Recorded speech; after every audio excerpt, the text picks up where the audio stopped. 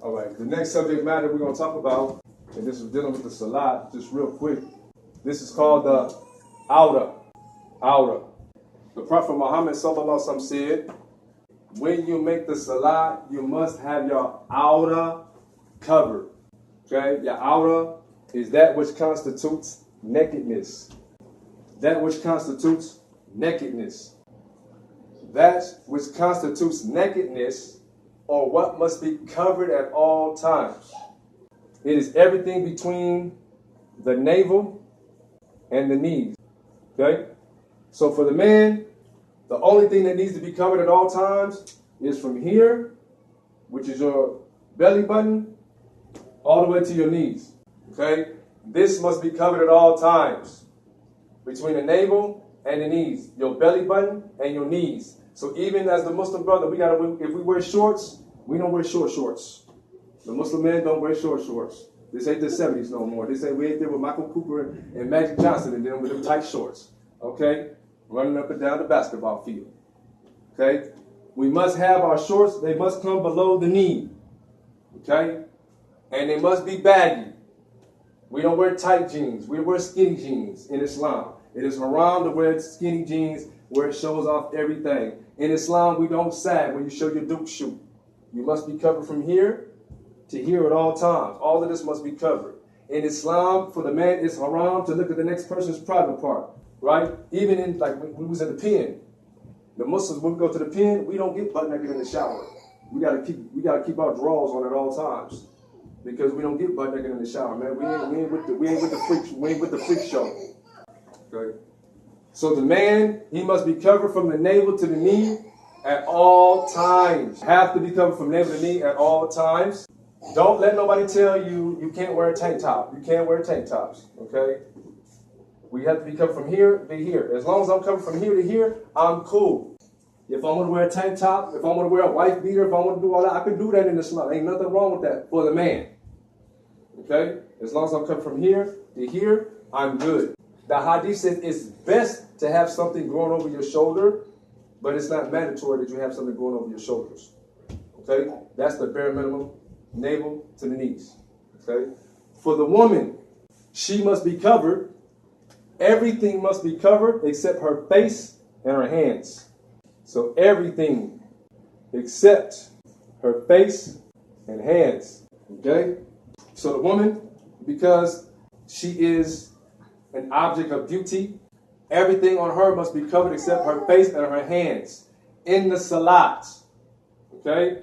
Outside of the salat, it's best that she has her face covered because the most beautiful thing on a woman's body is her face. Okay? And so the thing is to cover the woman's beauty. So what is more beautiful than a woman's face? Because that's the thing you want to look at. What does her face look like? Okay? So to say that her face is not a part of her beauty, that's a lie. It is a part of her beauty. Because that's what you're looking at. Okay?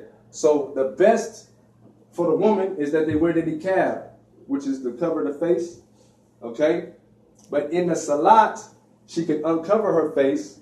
And the only thing that can show is her face and her hands. When she's inside the house, even in front of the little kids, she shouldn't get butt naked and all kind of stuff and letting the kids see her and the cleavage and all that. She still should be modest in the house in front of the kids. Okay? Because we don't know what this does to the psyche. Nobody want to see your mama walking around naked. Then you have images of your mama walking around naked as a little kid. Okay? So the woman, she should be covered at all times. Everything should be covered except the face and the hands. Her feet should be covered at all times. The man, with the imams of the house, it's our job to push that line. We don't let our wives walk outside the house unacceptable, because we're going to be questioned about it. The Prophet Muhammad sallallahu alaihi wasallam said, what type of man will not enter paradise? He said one of these men that will not enter paradise is Ad-Dayyooth. Ad-Dayyooth is the man who allows his wife to go outside uncovered properly. So I'm not going to let you guys do. The man who allows his wife to go outside covered, improperly, or not following the tenets of Islam, okay, he is the Dayyooth. The woman, she is not supposed to wear tight-fitting clothing where you can see her curves and her bulges and whatnot. The Prophet in the Quran, it says, in that which covers her head, it must cover her bosoms. So the hijab or the part that covers the head, it must also cover the bosoms all the way. Okay? Her outfit should be loose fitting, should not be tight.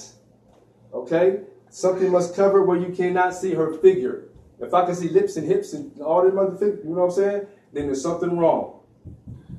The Prophet Muhammad said, the Ummah, or the scholars say, the Ummah is doomed when we lose the Gheerah. Gheerah is jealousy. A man is supposed to be jealous of his wife. You ain't supposed to want everybody looking at your wife. Okay, but in this society, we're like, yeah, girl, look. Yeah, look at your girl. Yeah, we got everybody looking at your man. Okay, now everybody can see what you got. Everybody. They're looking at her curves, looking at her chest, looking at the booty, looking at everything. For the Muslim, we have jealousy in Islam, and this is called Gheerah. Gheerah. Jealousy. This is part of manhood, man. We're supposed to be jealous of our wives, not jealous of like, man, you know what I'm saying, we got insecurity problems. But the thing is that we jealous, ain't nobody supposed to be looking at my wife. That's me. That's my gift. That's my package. You know, my present. Okay, ain't nobody supposed to be seeing none of that except me. Okay, so this is part of the Gheerah. The Dayyooth will not enter paradise.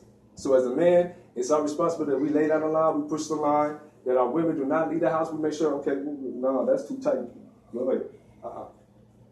No, that ain't covered right. No, go back and do it again. You will not leave this door until you get it right. Because I'm not going to be accountable for you leaving this house. Because we're the imams of the house. Okay? So you got to push the line. And it ain't, don't understand, like I said, it ain't you saying it. God said it himself. So when you implement it, it's implemented because God said it. Okay? Any questions? Yes? When a woman covers her foot, is it her whole foot or the top? Her whole foot. Nothing should be showing. Nothing should be showing. If she does not cover her feet in the salat, her prayer is not valid. If she walks up outside the house without socks on, it's like she has a part of nakedness. Why? Because everything is supposed to be covered except what? The face and the hands. This is in Hadith. We ain't supposed to see those pretty toes. You ain't supposed to put no nail polish on it to get attention. Oh, that's a pretty toenail. Okay. Oh, thank you. Started the whole conversation because of that, because of the toenails. And guess what? There's people out here that got fetishes, foot fetishes. Well, they ready to lick your toes and everything. They got foot fetishes. You know they do. Huh? I'm going to just stop right there. Can you tell her, though, who she can be uncovered in front of, though? Her husband, her kids. Right, the father. Okay, your father, your uncles, people that you cannot marry. You don't have to be covered. You don't have to wear the hijab in front of your daddy, your husband's daddy, because you can't marry your daddy. You can't marry your husband's daddy. You can't marry your husband's grandpa. You can't marry your husband's uncles. Okay, so you don't have to be covered in front of them, because it's haram for you to marry them. Okay, you don't have to be covered in front of your kids. You can't marry your kids. Okay, you don't have to be covered in front of little kids. They can't decipher between, you know, girl and boy, or like, ooh, she got booty. Ooh. But when they get to kids that are age that they can discern, like, and there's some fire girls that do that. Well, hey, then if so, then you got to cover. Then she got to cover. If they can decipher and they get to their thing, then she got to cover.